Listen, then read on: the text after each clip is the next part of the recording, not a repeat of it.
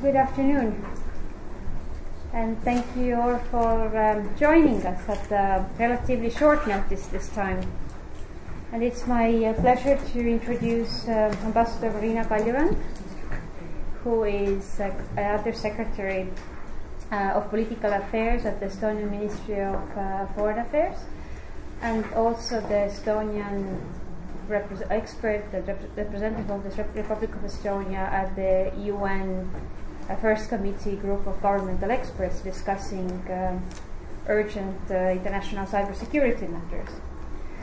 And before taking up her current position, Marina has been, I would say, very conveniently placed in the middle of 4 cyber issues, because her previous position was Estonian ambassador in Washington. And some of you may know that the cyber topic is one of the main topics between Estonia and the US, where we have good cooperation going. And then just before that she was, and that coincided with the time where Estonia witnessed the 2007 attacks, and Marina was posted as Estonian ambassador in Moscow. So in many ways she has been always in the middle of cyber action. So thank you, Marina, very much for visiting us today, and without further ado I will give it for Marina, and then we proceed to questions and answers after what you have to say. Thank you, Erika. First of all, I'd like to thank IISS for giving me the opportunity to be here today with you. Thank you for coming. I'd like to thank also moderator Erika, and I have to say that she is also our expert to the Estonian delegation of UNGG, so she's very closely connected not only to you, but she's very closely connected to Estonia and Estonian government. And I'm very happy to see my very good colleague Olivia Preston from who is UK expert at the UNGG, so I hope that maybe Olivia will also at some point say something that she finds useful, and it would be great to hear what you think. In my today's remarks, Eneka mentioned Moscow. Yes, that's true. I was posted as Estonian ambassador to Russia in 2007 when we had the DDoS attacks on Estonia and the first ever cyber attack on our country, or on a country at all. But being posted in Moscow, I didn't feel that, because the DDoS attacks they were against the websites, banks in Estonia. So I was safely in Russia. And my main aim was to convince Russians to cooperate on investigation, to cooperate to find those who were behind those attacks. So that was the first time when I understood, or we all in Estonia understood, how important is international cooperation in cyber. In my today's remarks, I would like to firstly describe where we stand today with international dialogue on responsible state behavior in cyberspace. Secondly, I'd like to introduce Estonia's position and approach. And finally, to make some suggestions. And of course, I'm looking forward to your comments, and I hope that we'll have a good discussion after that. So where do we stand with international dialogue on responsible state behavior? And why do we talk about responsible state behavior in the first place? If we look at today's world, then we're witnessing an ideological battle that is going on between 2 state models. And it affects not only 2 state models, but it affects also all countries who are in between, who are also hearing political and commercial promises, who are under pressure, and who are also having informational campaigns. We all know that non-peaceful and malicious behavior, even below the threshold of use of force, is a destabilizing factor, and that could jeopardize regional stability as well as the expectations of economic benefits, social welfare, and so on. And we all, despite in what group we belong, we all are affected by the lack of consensus. So where are we with our talks? It is the 4th time that UNGG is gathering to discuss responsible state behavior since 1998. The 3 previous meetings were all different in their substance, in their results. Well, maybe I'm exaggerating a little, but the first one failed. It failed because in the absence of critical acknowledgement and awareness of the topic. The second GG confirmed the connection between development and the use of ICTs on the one hand and international peace and security on the other hand. The third GG produced the current structure of dialogue that we have: norms, CBMs, capacity building. Plus, what is most important, it came to the conclusion that international law applies to cyber.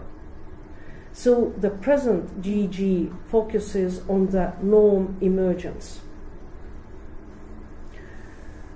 The prospect of reconciling differences that predate the cyber area is rarely dim, because the notions of exercise of national sovereignty, definition of armed attack or aggression, limits to freedom of expression, they didn't appear with cyber. All these notions have been there throughout history, and we haven't been able to agree on them. Cyber puts them into new light. Cyber emphasizes them in a new light, but we don't think that it could change the situation to the extent that we can agree now more easily. That's why I say that the perspective is dim. We will have negotiations, we will not have quick results, we will have discussions, we have to find consensus, and that's extremely important. What we have agreed today: we have agreed that existing international law, and in particular the UN Charter, should guide development and uses of advanced ICTs first. We have confirmed, second, that states are responsible for their operations in cyberspace. We haven't agreed still on the details. All the details still have to be how to implement or how to understand, have to be agreed in the coming future.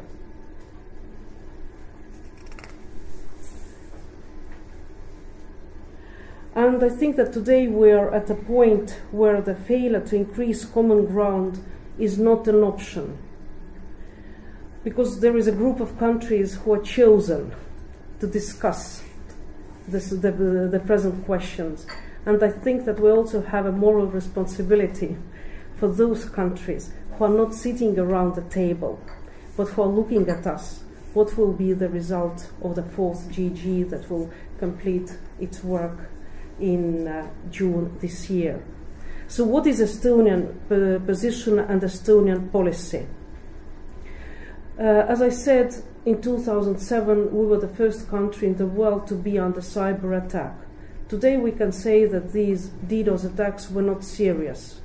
They didn't destruct anything, they disturbed our lives and lives of our citizens, but they didn't kill anybody, they didn't destruct anything.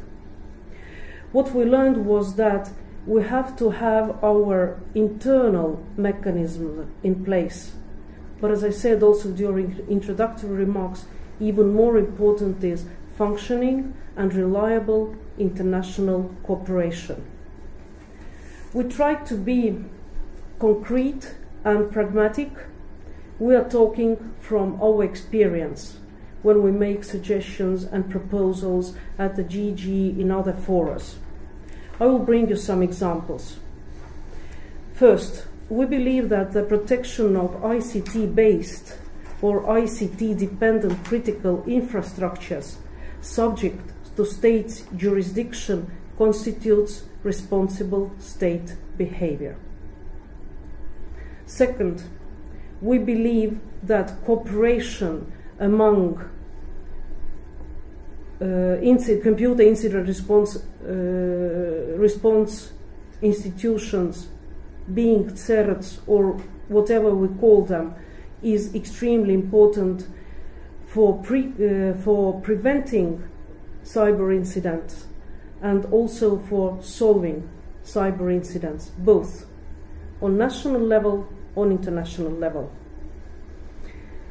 Three, we believe that states should assist other states in resolving cyber crises, particularly by mitigating ongoing incidents, which also helps to improve confidence and understanding among the states. And it will build confidence that cyber crises will not be unnecessarily escalated. And fourth, as an example, we believe that it is necessary to provide assistance and cooperation to technologically less developed countries. These are the lessons learned from our experience, and these are the lessons learned that we try to bring to the table in different discussions, being it GG or other forums. Another example. One of my, I can't say good friends, but one of my classmates at the Fletcher, today Professor Duncan Hollis, wrote in 2010 that maybe in cyber we should introduce a new norm of assistance to new norm duty to assist, like we are doing in maritime law. He called it ESOS, like we say SOS in maritime law. That was his idea. In response to Hollis's proposal, Professor Erik Jensen has taken a pretty critical view on several elements. He makes conceptual points, he makes practical points about Hollis's approach. He asks dozens of additional questions about the feasibility of the analogy, and so on and so on and so on. But at this point, maybe it's not even so important what he asks. The important thing is that those two scholars have raised something new and are discussing it. I'm not able to participate in that discussion, that's way above my knowledge. But still, I would like to raise one additional question. Hollis has so far, for me at least, not proven why is he thinking that we need a new norm when we talk about assistance to those who are asking for assistance, like, as I said, ESOS.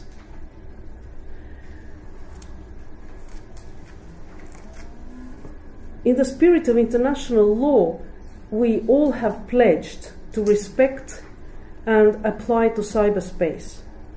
So can't we conclude, or at least discuss, whether a duty to assist victims of the most severe cyber attacks already exists in international law, or could be established without the necessity to write a new norm?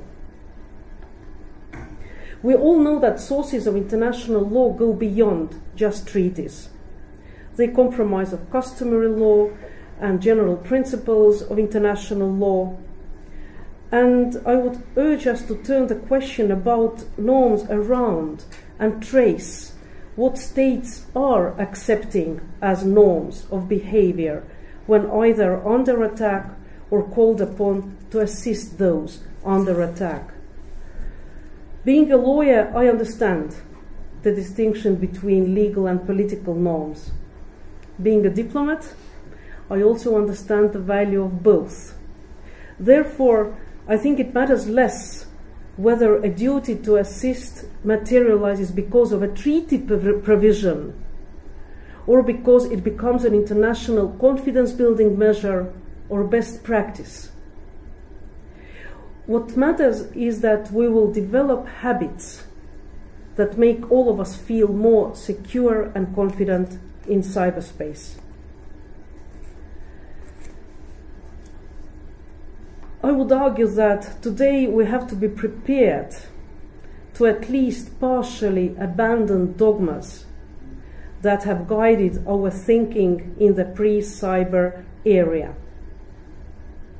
In the absence of commonly agreed upon standards of responsible state behavior, it is a task, an opportunity, as well as a duty for policymakers, academics, and other experts to contribute to the ongoing discussion about norms and normal. I'll offer some thoughts. We have spent a considerable amount of time on academic views on the applicability of existing treaty law in relation to cyber conflict. Some countries have proposed that we need a new treaty for international peace and security in cyber, in cyber security. Focusing on treaty law is one, but not the only way to build consensus on norms of behavior. As I already mentioned, international law is additionally found in international customs, in general principles of international law, and further guidance for responsible state behavior can be found from politically binding or even voluntary non-legal instruments. So what we think we're missing today is a deeper understanding of state practice, understanding what countries propose or accept as norms by their actions might tell what do the countries want to see and in what direction countries are ready to go.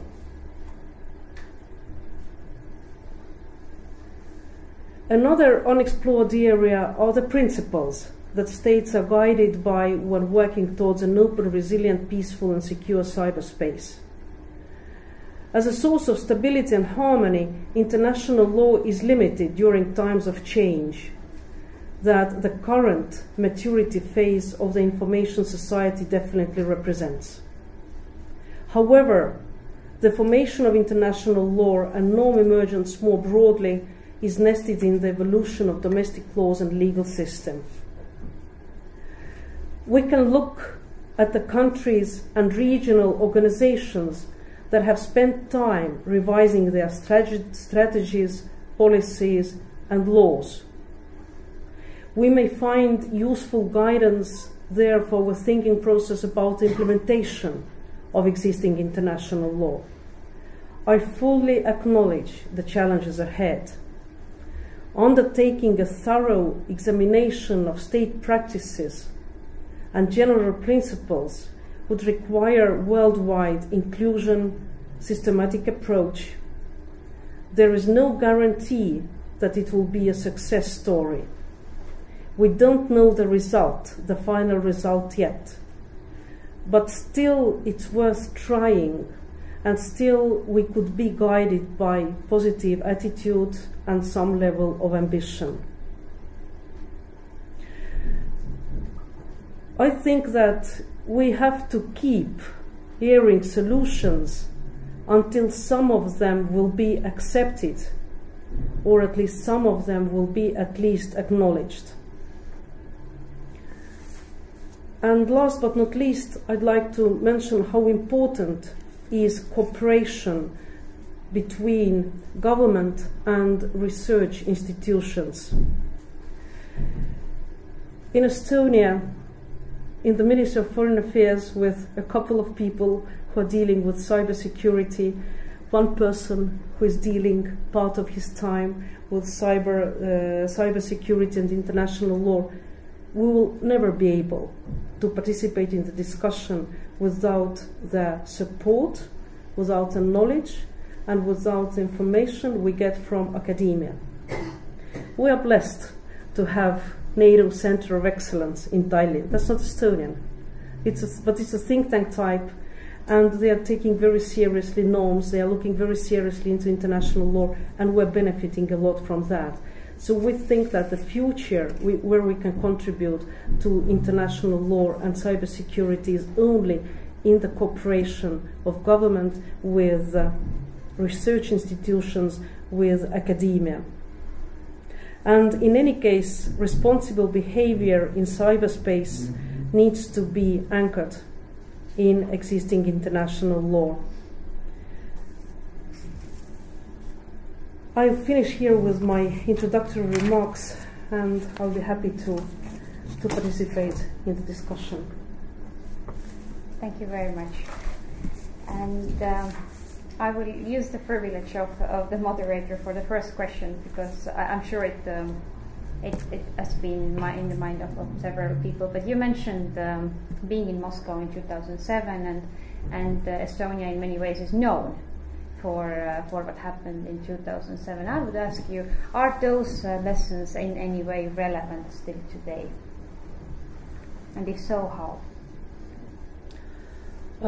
Yes, for us, not only for us, but it was a real wake-up call, what happened in 2007. I remember when we were joining NATO and EU in 2004, and we were raising cybersecurity, nobody listened to us. It was just somewhere, somehow, nobody was taking it seriously. Everything changed after 2007. Then there was war in Georgia, 2008, where cyber was combined with kinetic warfare, which gave completely a new picture. In 2007, just an example, we were thinking in Estonia about Articles 4 and Articles 5 of NATO treaty. Article 4 meaning consultations, Article 5 meaning collective defense. Then we didn't trigger them, because as I said, the attacks of 2007 were not destructive, they were just disturbing. But it gives a new avenue for thinking, because if I might draw a parallel, if we compare the events of 9/11, I think that nobody thought a day before that a civil aircraft could trigger Article 5 of collective defense. So I think 2007 for us was the first time when we started thinking what might be the results of cyber attack and what response it could trigger. Nationally, we started immediately drafting our cyber strategy. But maybe for those, I don't know how Estonia works. We are very e-dependent. Yeah, we have about 2,000 internet services, 2,000 provided to our population. We are e-dependent. We are e-vulnerable. So maybe if in some country you don't even notice that you're under cyber attack. In our case, it stopped banks, it stopped websites, people noticed it immediately. Today we can say that the attacks of 2007 came at the best time they could, because a couple of weeks before that we had our first internet elections, parliament elections. So we were ready for being attacked during the elections. We were not. The attack came later, but we were in full alert. So it was the best lesson and the best attack we could, if I could say, we could get to alert the society. We changed our strategy, we changed our laws. I mentioned international cooperation, but I think what is unique for our country, today we have nationwide approach to cyber. It's not only government's approach, but it's public-private partnership, because immediately after the attacks, the Estonian Cyber Defense League was established. It's a private, voluntary organization which has the geeks with ponytails whom governments can never afford. They're so expensive. So they came to work voluntarily to assist government, and they're still doing it, which means that how many years later, 6, 7, I don't know, 6 years later, we still have Cyber Defense League. It has about 30-something members, IT geeks, lawyers, economists, people from different professions who work during their working hours and work for government free during their free time and weekends. Why are they doing it? Because in many countries we see that public-private cooperation is pretty difficult to be achieved. In our case, when the banks were attacked, they wanted to cooperate. because they knew that if first bank is attacked, then the second will, the third will, the fourth will. They decided to cooperate, exchange information. They want to cooperate with the government. They all have appropriate clearances, of course, because they participate in the same exercises, they participate in the same trainings, they have the same information as government has. We're on the same page. So I think that we learned a lot, but if I want to stress one thing, it's that for cybersecurity in a state you need not governmental approach, but you need whole nation approach and very close cooperation between public and private. Well, over to you for any questions, comments you may have. Olivia. Madeline, and then Ben. Thank you so much. My name is Madeline Carr. I'm at Aberystwyth University in the Department of International Politics there. I just wanted to ask you something about the public-private partnership. That was very interesting, that story about the Cyber Defense League in Estonia. I didn't know about that. Have you got any insight into how that partnership can work better in maybe larger countries with a bigger private sector, where a lot of the critical infrastructure is in private hands, but we have that tension between the private sector not wanting to fund national security and the government regarding those things as part of national security? I don't think it's a question of size. Because when you talk about Estonia, yes, we're a small country with a population of 1.3 million, but still, critical infrastructure is the same way, in the mainly in private hands. When I mentioned that almost 2,000 internet services we're providing to our people, they've been developed by private enterprises. So. Yes, maybe we're not a normal country, we're more like a country club. Maybe it's easier because people know each other, but still I think that there has to be interest on both sides. And once the private part sees the interest, exchange of information, support of government, responsive behavior from government's side, as soon as they see that, they'll be willing to cooperate. So I don't think it's so much connected to the size. You have to change the thinking of on both sides, those in the private and those in the public sphere. Thank you. Ben? Ben Trudowski, Pericles Foundation. I'm working on a PhD on the laws of war, and I'm looking at the question of cyber as well. So I was wondering if you could give me some insight on maybe the latest views on some of the things, because you mentioned that obviously the 2007 attack did not meet the threshold criteria for Article 5 for a violation of 2.4. But what would that threshold be? Has that been defined yet in those UNGG debates? That's one question. The second question, the response to that, what would Article 51 mean? What does it mean to practice self-defense in this regard? So I followed the literature, but I wonder what the latest was on applying cyber to 2.4 and 51. If we talk about Article 4 and 5, it's not a topic of GG. Okay. It's a discussion for NATO. Yeah. But in NATO, it's not only a legal decision; it's a very political decision. So you don't have to. You have to take into account different factors. Sure. But most important is not the means of attack. What are the means being used for attack, but the result. How destructive it is, and from there we can continue. As to 51, I'll give floor to Veneka. Well, I would only maybe just add to that Article 51, I think it fits into the broad conclusion that the UN Charter is applicable to cyber operations as well as to any others, and I would say the logic has remained the same, as Marina just mentioned, that it comes down to the effects of an incident. So in a way, sorry to say that there don't seem to be any news, and maybe I would ask if news are needed at this point. Nigel?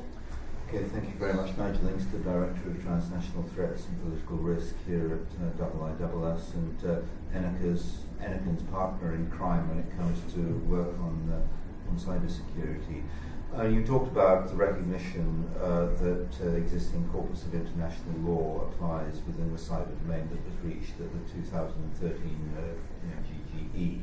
But of course the other key element that made a consensus possible was the acknowledgement that concepts of state sovereignty also apply within the cyber domain. Since then, we have seen China in particular taking a very forward-leaning stance on the whole subject of sovereignty within the cyber domain, particularly the head of the Cyber Administration of China, Lu Wei, making some very prominent public statements setting out a Chinese position that very much emphasizes the right of states to control what happens on their networks within, under their control.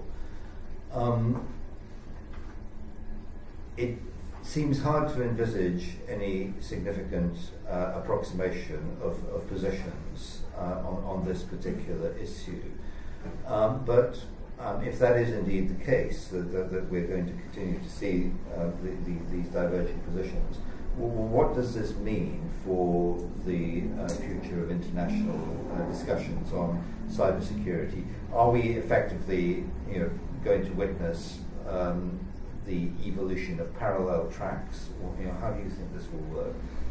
Thank you for the wonderful question.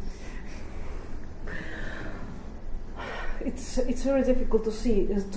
Yes, I agree very much with what you said, that there are today parallel tracks. And we have heard, I think it was Russia who said that they will close their internet, or Chinese said that they will have their separate internet. Yes, we are hearing things like that, and I agree that when we talk about the different understandings, that for us it's the red line. It's freedom of the internet, and we have tools within the United Nations Security Council resolutions that talk about acts that support terrorism and communication. So there are already discussions in that field. So we don't see any reason to repeat it on the level of GG. If the countries go in two separate directions, that's the worst case. That's the worst case. Because when I mentioned there are like-minded countries, there are countries who have different opinion, and there are many countries in between who are still making up their mind. So again, I think for us it's extremely important to make cyber security, but also the benefits that cyber gives for political, social, economic, all the benefits. It's our duty to explain, either from our practices or from our examples, what are the benefits for the society. And we have to talk to those countries who are in between. But as to Chinese and Russians, and also, if I might mention, their code of conduct or their rules that they have proposed, we are willing to look into that, in the sense that we are willing to find what is positive there and what could be used. It doesn't mean that we don't want to talk about it. We are ready to discuss. And if we find, and I'm sure that we will find, positive norms or positive principles introduced in the code of conduct, we are ready to discuss them. We are ready to include them into the new report. But again, we have to honor the red lines.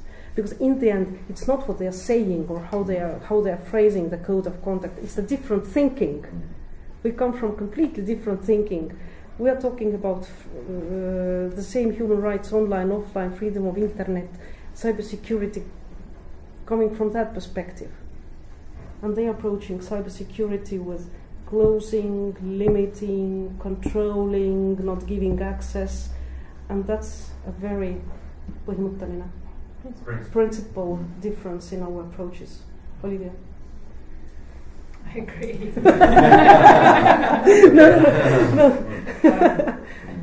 No, I think we've spoken about it, about these issues a lot in the GTE and in other contexts, and I think it's a real shame if this debate at any point seems to be one that is this group of countries and then this group of countries, because I think there are far more areas of common interest. There are far more areas that should unite us and that should divide us. And we know that we come from different perspectives on a number of issues and that we have different approaches. But there is a good debate on it, and there are a lot of areas for potential agreement and a lot of areas for active discussion. So in trying to reach a global consensus on this, we have to listen to each other's views and keep in mind the overarching and overwhelming common interest in collective security. Thank you. Question? Olivia Bosch.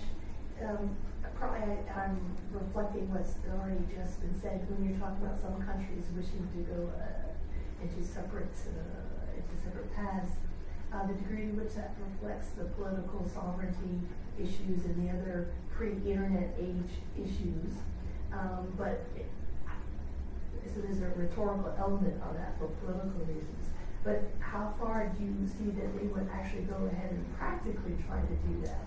Because they understand, as an assumption there, let's say the economic benefits that seem to be so prevalent.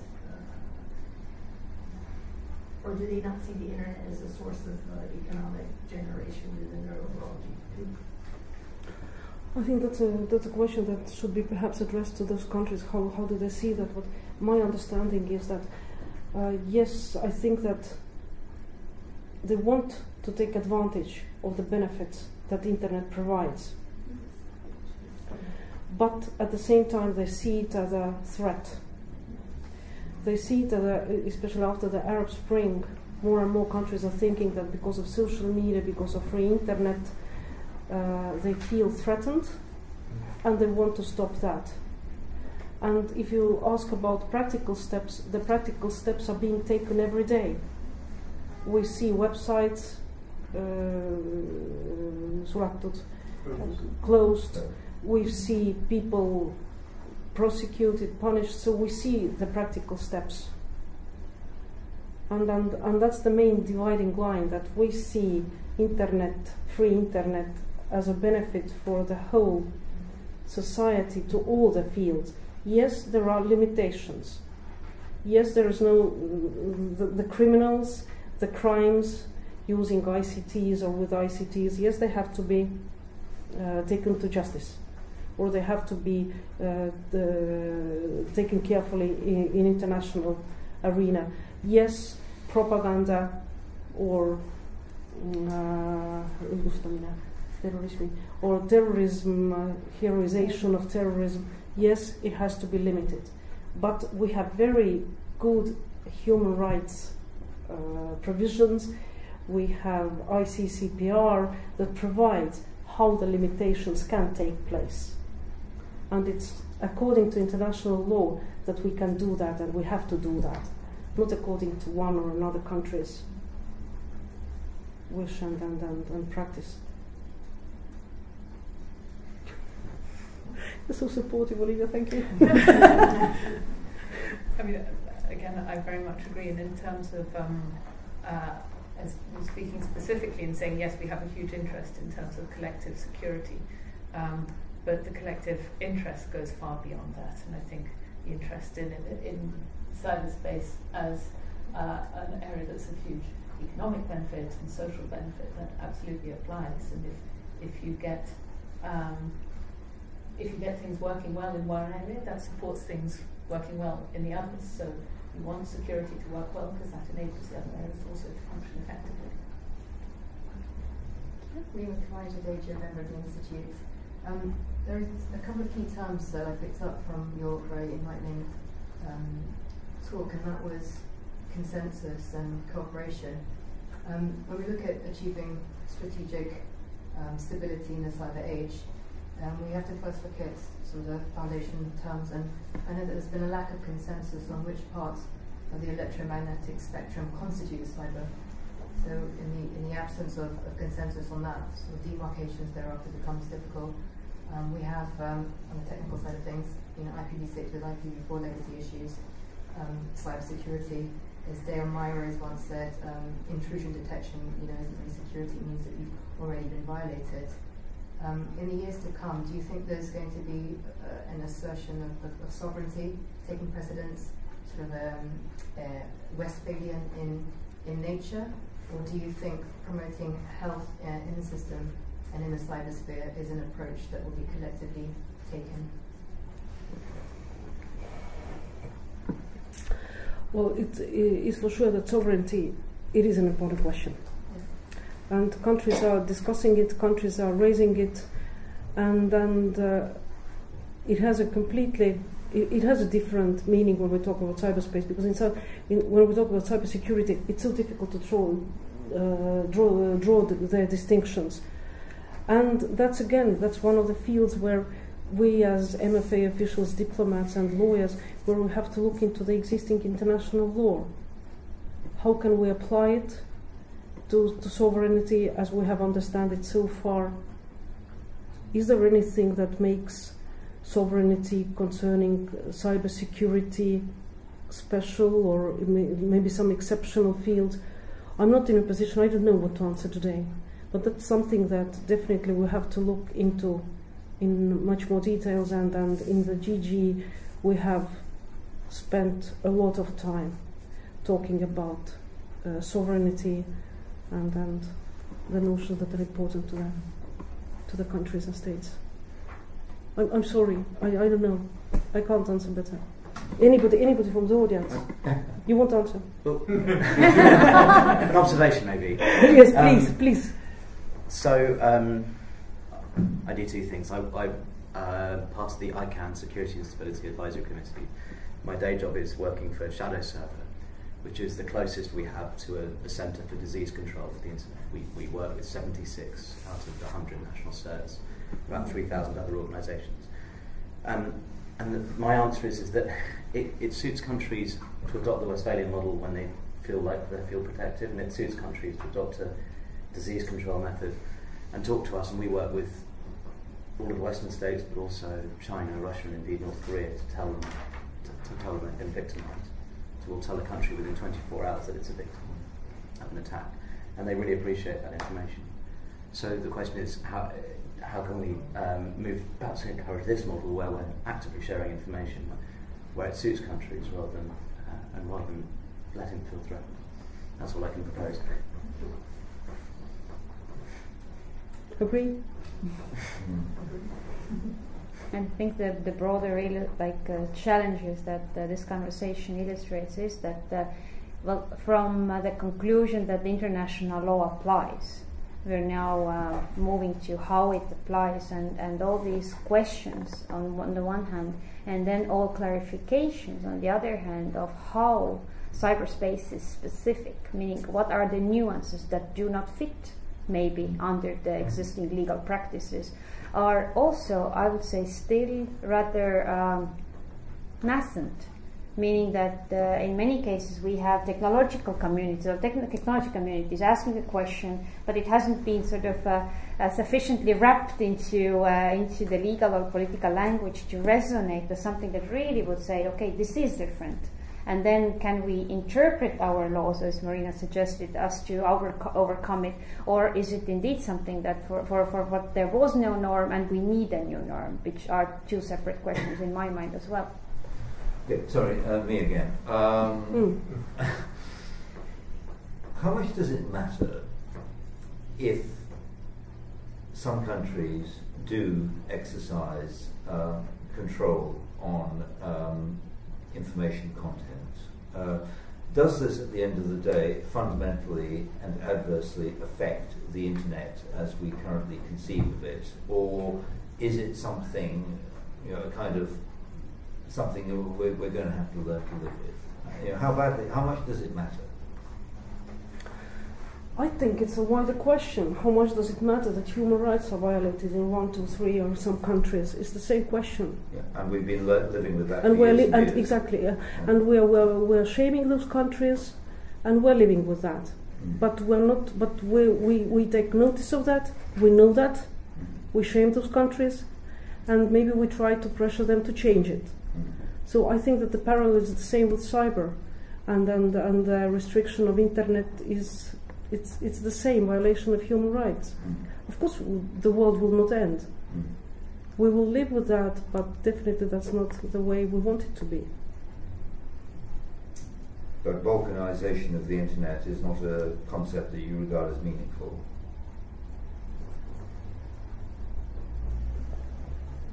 Meaningful.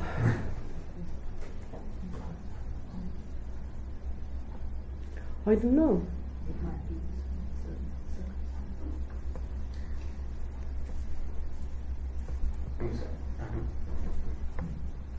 The internet doesn't exist unless people contribute to it. So it's a collective effort, right? It's not people have the idea that it's a sort of it's a producer consumer model. But the more each country blocks, the less it's capable of contributing, both at a content level and at a network level. So if we cut down on that ability, then the whole gets hurt, as well as the individual parts. The idea we can stop, create a border doesn't work. Well, it's certainly the case. There is a law that says that the value of a network is a function of the square of the membership of that network. So the more people who are in it and taking part, the more effective the network is. But the fact is that the network is currently functioning at with constraints and limitations. How badly off are we? I don't feel notably worse off as a consequence of the fact that China blocks the BBC website. I think we're also talking to the points made earlier, which is that probably with some violations of human rights we can live, but when it comes to prevalent or predominant practice, then it jeopardizes the whole system of human rights. So I think we're now back to your discussion about countries in between, and then in a way which ideology, which narrative, which power system, as you said, state power system or model will prevail. And in that case, I would definitely agree with you that it's not about seeing right now what will prevail, and we all believe that the like-minded approach will prevail, as it has in many other cases. But I would also subscribe to, yes, sometimes we have to say we don't know.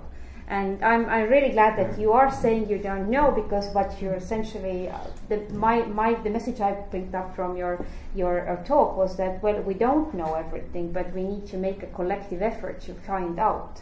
Because if we pretended we knew everything, then we probably wouldn't have the GGE conversations. So in that sense, again, bringing it back to sort of this arena of experts and academics and governments, I think these are fair questions. Olivia. Thanks. I just wanted to raise a couple of points. First was about Vulcanisation of the internet. I'm not a technical person. What that would actually mean in practice, really what that would look like, how feasible it is, I'm not the person to judge that. But if we're talking about the benefits of the internet that are social and educational and economic, and we can talk about them endlessly, I don't think those benefits are well served by divided internet communities. I think they are better served by global internet communities. And the other point I just want to make was about uncertainty, that because it's a new domain and people are becoming more and more conscious of the security threats that exist in that domain, I think there's a natural instinct to want to codify, describe, order everything. And when we look at international law, we're looking at a framework that isn't precise on everything all the time. We need lawyers because they help us to understand how it applies. I'm certainly very dependent on my legal advisor in all of this work. But sort of complete clarity on everything, I don't think is achievable. And actually, the world in which we live, the legal frameworks with which we live, which do require interpretation in different circumstances, serve us pretty well. And so I think trying to get too much certainty is probably not productive and not necessarily useful. And actually, the conversations that we can have about trying to understand what is different about cyberspace, what are the different things that we need to take into account and to consider when looking at how international law applies. That's useful, but we're never going to get to the nirvana of absolute precision any more than we are in any other area of law. And that's okay. I think that's okay based on them too. Well, to trust Marina, we're perfectly okay because we're in a process. We are in a process that, as I picked up from your talk, we have to expect to go on for a while from now, where some elements are old enough for us to know that we're not going to resolve them in the cyber context. And therefore, in a way, we're perfectly okay, like just following this path and doing what we can do to stand by or align by our principles or values that we have always brought to our operations and engagement. Yes. But here's what's not okay. Because we don't have processes for these things. So I worked for a long time on looking at and shutting down criminal websites that were based abroad. Okay, so countries like the UK that abide by the rule of law, because there are no working processes like MLAT, mutual legal assistance treaties, because frequently we saw these taking 6 or 12 months to get something done in a foreign country.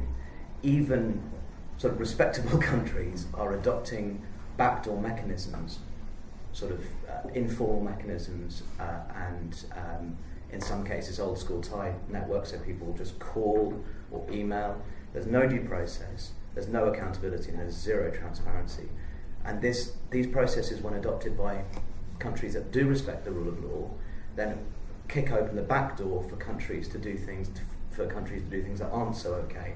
And we saw this particularly with the EasyDNS case, where the City of London police were writing to a foreign, I think Canadian provider, a letter with zero legal power that was saying, please take down this website.